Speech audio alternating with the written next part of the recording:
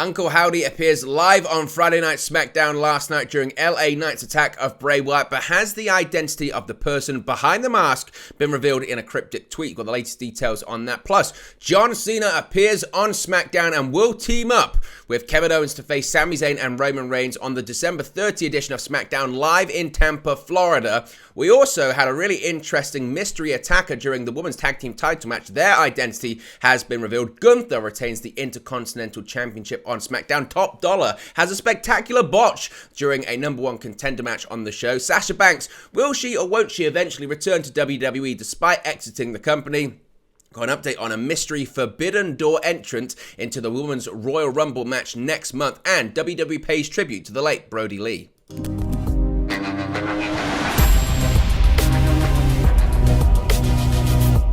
Hey guys, welcome back to Wrestling News 365. Hope everyone is doing very well. As always, there are plenty of news stories to get into in the world of WWE, and we have to start off talking about Uncle Howdy appearing in person live inside a WWE arena for the first time. And is it or isn't it Bray Wyatt? Well, that's the big question, certainly, isn't it? LA Knight has been stating for weeks that Uncle Howdy and Bray Wyatt, they're one and the same. But maybe if last night is to anything to go by, it's not the case. It's now crystal clear that Uncle Howdy is not Bray Wyatt's alter ego and is, in fact, a separate individual trying to guide Wyatt on the right path. On last night's episode of SmackDown in Chicago, Illinois, LA Knight once again stormed down to the ring to accuse Wyatt of ambushing him in the backstage area over the past few weeks, despite Wyatt's repeated plea of innocence. Wyatt claimed that Knight was barking up the wrong tree and that he had yet to lay a finger on Knight. However, Wyatt admitted that Knight was justified in being skeptical and was willing to give him at least one last chance to make peace. Just as Wyatt entered the ring, Knight launched an attack at the former Universal Champion with stiff right hands and stomps, with a defenseless Wyatt laying in the ring. In the midst of Knight beating down on Wyatt, Uncle Howdy showed up on the Titantron and repeatedly uttered the following words: "Pig, what have you done?" Uncle Howdy then asked Knight if he wanted to see something really scary, even as Knight continued to rain down on Wyatt with kicks. Then, moments later, Uncle Howdy showed up on the stage and began laughing maniacally, propelling a spooked Knight to retreat from the ring. The segment ended with a confused Wyatt looking on. Of course, Uncle Howdy first showed up on the October 28 edition of SmackDown during a segment where Wyatt addressed his demons and claimed he no longer needed to hide behind masks. In subsequent weeks, the mysterious figure continued to interrupt both Wyatt and Knight with Titantron videos interspersed with images of Wyatt's old personas and even shots of Knight and Wyatt's recent issues.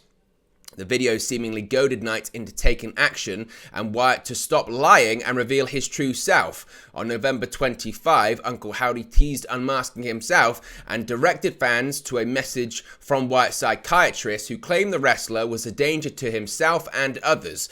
It was initially presumed that the mysterious figure was Wyatt's alter ego, in the same vein as The Fiend.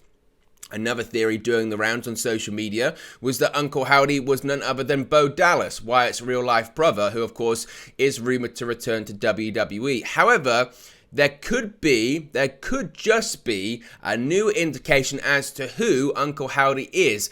And has Uncle Howdy actually revealed himself on Twitter? Widely speculated about not only to be WWE bound, but also to be already involved in some way in Bray Wyatt's return to the company are both Vincent and Dutch, formerly of Ring of Honor. After being spotted at a recent WWE tryout outing at NXT, perhaps they really are headed for WWE, given a recent tease. Now, after Uncle Howdy appeared on SmackDown, Dutch tweeted a casual photo that you can see right here that looked an awful lot like the presentation of Uncle Howdy. From the pose to the body style, it might very well just be him. What do you think? Do you think Dutch is Uncle Howdy? Do you think it's someone else? Let me know your thoughts in the comments section below. As far as this reveal, I thought it was initially well done, but it was strange because, LA Knight's beating the hell out of Bray Wyatt in the corner, and Bray Wyatt's down, and Uncle Howdy appears on the Titantron saying, what have you done, what have you done? LA Knight goes, well, I'm not falling for that again, just starts beating him up once again, and out comes Uncle Howdy, and, this is really the first good look we've got. Obviously, we've seen the videos that have been, cut up and they've got the filters over them and all that kind of stuff. But this is the first real good look we've got at him. And you would say, like that photo, it looks fine. Again, there's no way this character's wrestling because there is so much going on there in terms of the mask, the hat, the attire. Like, it's not a wrestling character in terms of he's going to have matches. So I don't think we have to particularly worry too much about that one. But then once he did appear, it was kind of this sort of awkward, maybe 20 seconds or so, where Bray Wyatt keeps looking over his shoulder. The laughter as he's standing there doing this and laughing the whole time. It was that sort of weird one where he's having to give the impression that he's laughing. So he just keeps going like this. Ha ha ha ha ha ha ha. And it was a bit odd and forced, I thought. And again, Bray Wyatt, I understand he was trying to sell a look of confusion, but I'm not sure he sold that particularly well. He just kept sort of looking around and going, like, it gave me a look of like, are we off air? Are we on air? Are we live? What's going on at this point? And again, it was confusion, but not, I don't think, the confusion that they were going for.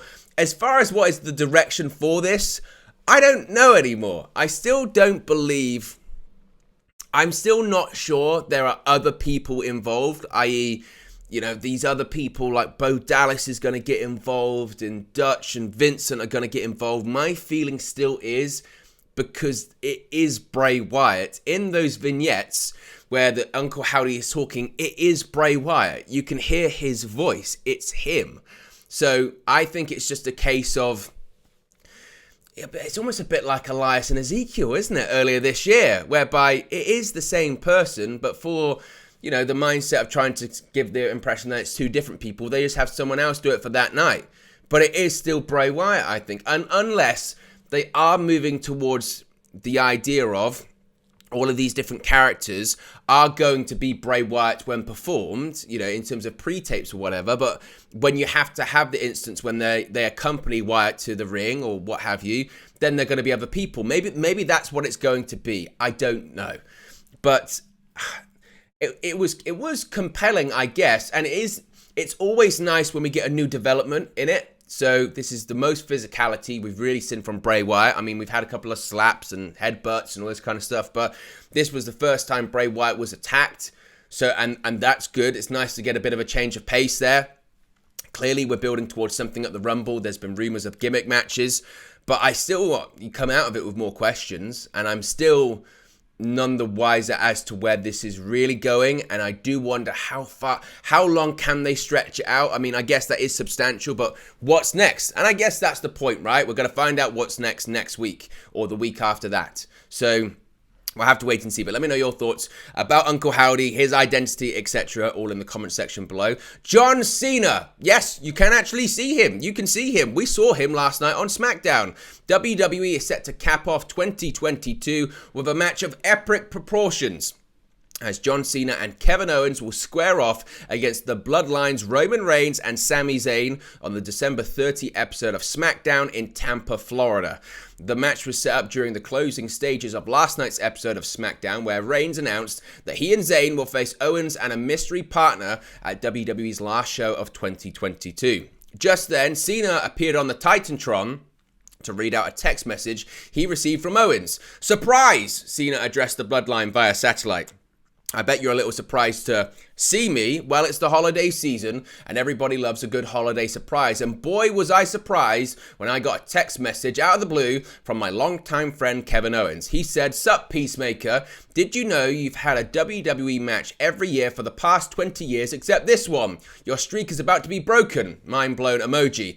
Do you want to be my tag team partner December 30 in Tampa, Florida?' Cena continued, 'So let me get this straight. I haven't had a match in 2022 and we're running out of chances. And you're asking me if I want to partner with Kevin Owens against the Usiest Sami Zayn and the Tribal Chief in the main event match that can't be missed? Hell yes, I'll be there. Hell yes, we'll bring the fight to the Bloodline in the final SmackDown of 2022. Make your list, check it twice, but the Bloodline has been naughty and it won't be nice when Cena Claus is coming to town. Ho, ho, ho, holy shit.'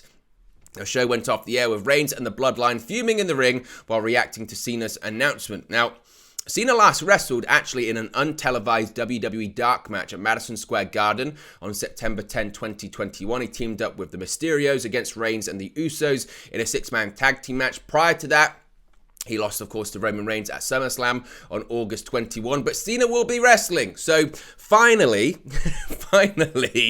because I don't know about you, I'm pretty tired of scrolling through social media or going on Twitter, and there are these tweets that you see, at least once a week, twice a week, maybe a couple of times a month, going, John Cena hasn't wrestled a match this year. This will be the first time he hasn't wrestled a WWE match since 2002, or technically 2001. Mind blown emoji. I mean, it was almost so on point, the promo that John Cena gave last night, because it's true, I see that all the time. There are these tweets you see all the time on social media. There's the one of the picture of the WWE roster from 2008 that says the WWE roster in 2008 was stacked, or it will be, I don't know, Steve Austin in 2001 coming to save the alliance going, oh, this moment was great in 2001. There are some tweets you just see over and over and over and over again. The algorithm loves them on Twitter, and John Cena not having a match this year and breaking that record was one of them. So John Cena is going to keep that streak intact, and that's good. As it should be. And it's a big main event for a big show. John Cena wrestling Roman Reigns on network television, on free television. I would think Fox are going to be hoping, and it should do a big number. Holiday season, December 30. It's not December 31st as well, which everyone's going to have their New Year's Eve plans. So you would think that actually it's going to be quite a big show and a big rating. And Cena wrestling on television, free, against Roman Reigns, who reigns wrestling on television free. That's a big deal as well. I mean, they mentioned it on commentary. Roman Reigns hasn't wrestled on SmackDown since the summer. I think it might be against Riddle, where he defeated him for the Undisputed Universal Championship. That might be the last time. So that's a big deal in itself. And then Cena wrestling, that's a big deal in itself as well. During that entire run on television last year, I don't think Cena, did he actually wrestle on TV? If I'm mistaken, he might have. I'm not sure. Nevertheless, the point being that it's a big deal. It was a big pop.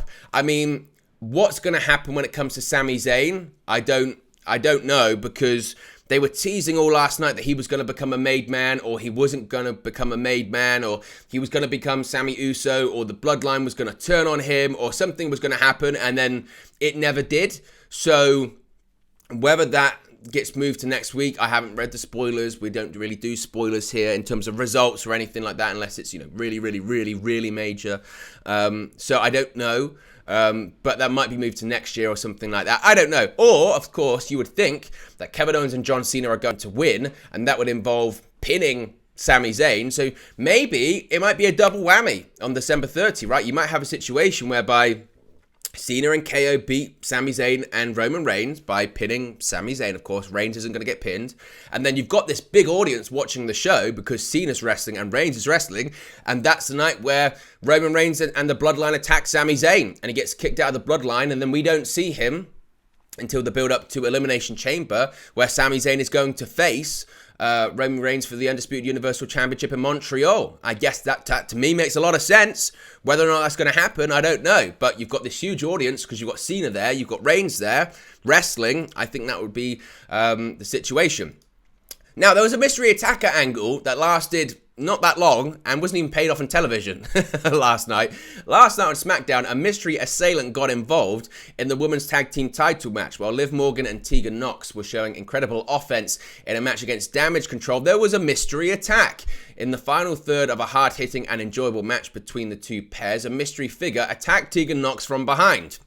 While they appeared to be wearing all black, they had their face covered. They did have some lovely nails as well and some fantastic sneakers on. However, after the spot, WWE Twitter shared an exclusive backstage video revealing who the mystery attacker was. It was none other than Xia Li. The caption for the video reading, quote, "Exclusive, after a mysterious stagehand cost Liv Morgan and Tegan Nox their women's tag team title match against Damage Control, she reveals herself to be none other than Xia Li before heading into Adam Pearce's office." Again, it was odd because I believe, unless I missed it, they did acknowledge it on commentary with Michael Cole going, "Oh, it was Xia Li, by the way."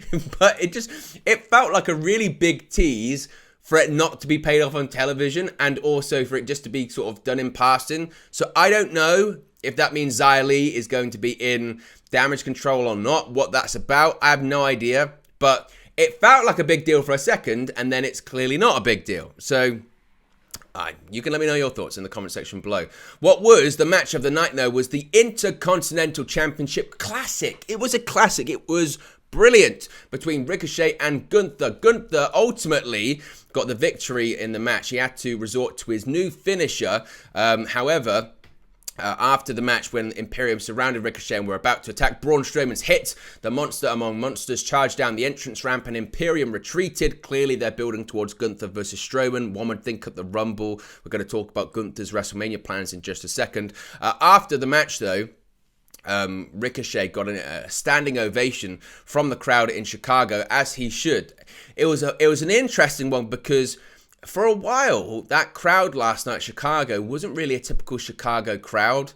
They were a bit, there was a couple of what chants and they were a bit quiet, but this got them going. The final sort of 3 or 4 minutes, and this match is right up there with the best TV match. There's been a lot of really good matches. I mean, I think Gunther and Sheamus is probably my favorite premium live event match of the year, but the final sort of 2 or 3 minutes in terms of this TV match last night was incredible. They had the crowd going crazy.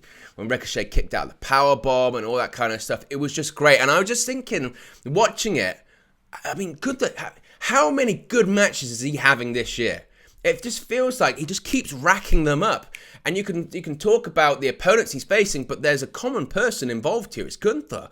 I mean, the booking of this guy is just spot on at the moment. The matches he delivers, when he has his matches, it feels like a big deal. It constantly feels like a big deal. And this was just brilliant. It really was. And I don't think the Strowman versus Gunther match might be as good. I don't think it'll be bad. It's going to be a different kind of match, but I think Gunther's going to win that as well. Now, when it comes to a potential match against Brock Lesnar, it had been previously reported that Lesnar versus Gunther was maybe a bit of a working plan for WrestleMania. In the latest edition of the Wrestling Observer newsletter, Dave Meltzer stated that this match is far from finalized. Meltzer explained that matches won't likely be finalized for about 5 or 6 more weeks. Noting, quote, regarding stories that the WrestleMania card is finalized, we are told that there are multiple ideas for Mania cards in discussion, and every top act has multiple different things under discussion right now. There were a lot of reports this week regarding Lesnar versus Gunther, but that is far from finalized. As noted before, the idea of Reigns versus Rhodes one night and Dwayne Johnson the other was talked about internally, but I don't expect that to happen either.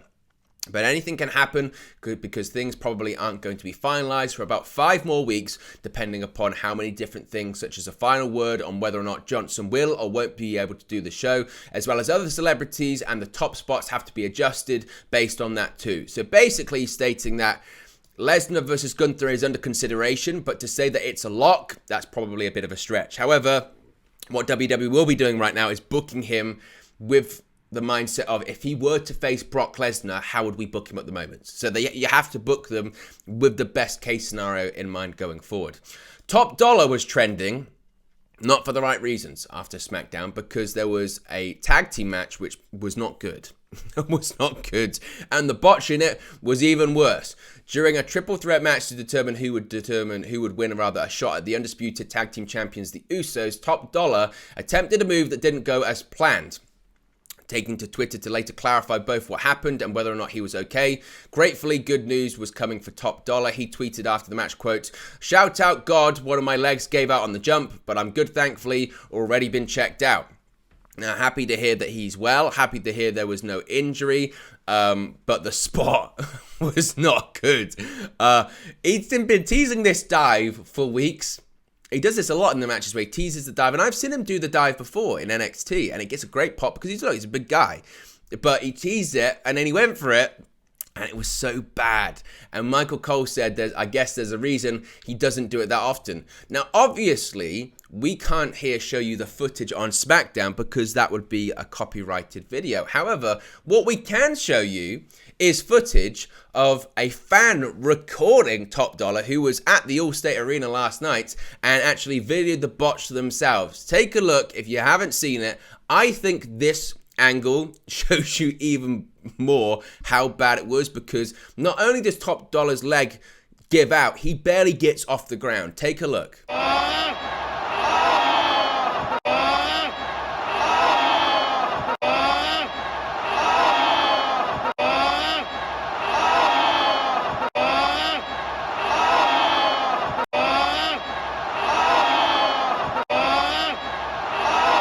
Certainly not the best from Top Dollar there. Let's talk about Sasha Banks. Of course, Sasha Banks' WWE departure will be official on January 1st, with her set to make an appearance at New Japan Pro Wrestling's Wrestle Kingdom 17 event. With recent reports that Sasha Banks' exit from WWE had been negotiated months ago, it had also been reported by Meltzer that WWE and Sasha Banks were, quote, very apart on money. She reportedly wanted the same kind of money as Becky Lynch and Charlotte Flair. We did a video on this yesterday. Be sure to check it out. Now, Sasha's agreement with New Japan is reportedly all set. It's not known how long the deal will be for or how many dates, but certainly it's going to be multiple, including one date with Stardom.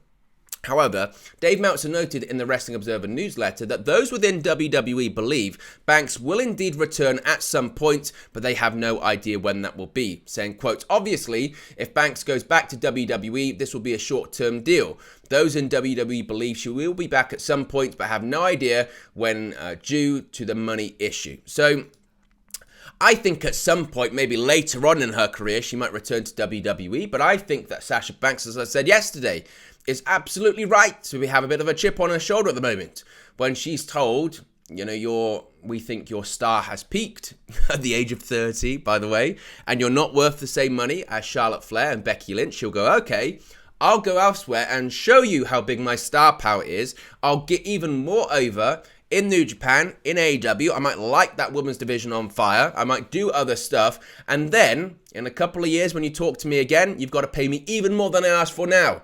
You'll think, hey, she wasn't even asking for that much back then. So, I do think she will eventually return, but it might be for a lot more money.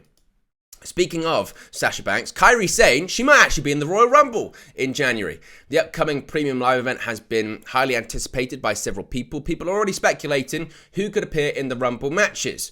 Per Dave Meltzer on the latest edition of the Wrestling Observer newsletter, there have been rumors within WWE that former NXT Women's Champion Kairi will compete in the Women's Rumble match. Pointing out these rumors were swirling ahead of her recent New Japan title victory, he wrote, quote, an interesting part of that story is that it's been rumored Kairi would be in this year's Royal Rumble, but those rumors were prior to the decision changing with her getting the IWGP Women's title, which could change the dynamic, especially as well with a possibility, a high chance actually, that Kairi is going to be facing Sasha Banks in February for the IWGP Women's title, with that angle being shot in early January. Plans might have changed now, so we might not see Kairi in the Women's Rumble match. Finally, WWE paid several touching tributes to the late Brodie Lee last night on SmackDown. The late Brodie Lee would have turned 43 yesterday, December 16, and WWE fittingly paid homage to the former Intercontinental Champion on last night's edition of SmackDown. Prior to Damage Control's title defense against Liv Morgan and Tegan Nox in the opening contest, Michael Cole referred to Lee's popular catchphrase by uttering the words, "It's Friday, and you know what that means, a championship night." Later on in the show, Bray Wyatt exclaimed, "Yeah, yeah, yeah," during his confrontation with LA Knight, which was clearly an ode to Lee. During his years with the Wyatt family, the former Luke Harper would routinely yell, yeah, yeah, yeah, during his matches, to the point where the catchphrase inspired a line of merchandise. Wyatt had seemingly paid homage to his late friend at WrestleMania 37, where The Fiend yelled Lee's catchphrase ahead of his match with Randy Orton. On Friday, injured WWE star Big E also remembered Lee with a heartfelt post on social media. Dolph Ziggler and WWE's Twitter accounts also did the same. Of course, we want to pay tribute, as always, to the late Brodie Lee, still incredibly missed.